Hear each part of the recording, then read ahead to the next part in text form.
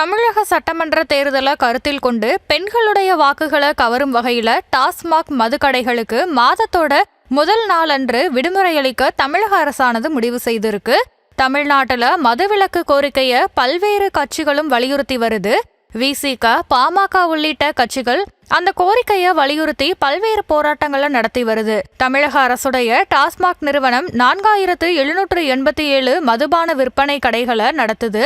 வாரத்துடைய அனைத்து நாட்களும் செயல்படும் இந்த கடைகளுக்கு திருவள்ளுவர் தினம், குடியரசு தினம், சுதந்திர தினம், காந்தி ஜெயந்தி உட்பட ஆண்டுகளுக்கு 8 நாட்கள் மட்டுமே விடுமுறை அளிக்கப்படுது. தினமும் சராசரியா 150 கோடி ரூபாய்க்கும் விடுமுறை நாட்கள்ல இதைவிட அதிகமாகவும் மது வகைகள் விற்பனையாகுது. தனியார் நிறுவன பணியாளர்களுக்கு மாதத்துடைய முதல் நாள்ல சம்பளமும் வழங்கப்படுது.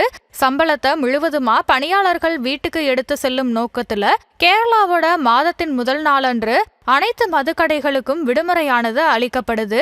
இந்த நடைமுறையை தமிழகத்திலேயே அமல்படுத்தணும்னு டாஸ்மாக் கடை பணியாளர்கள் அரசுக்கு தொடர்ந்து கோரிக்கை விடுத்து வராங்க.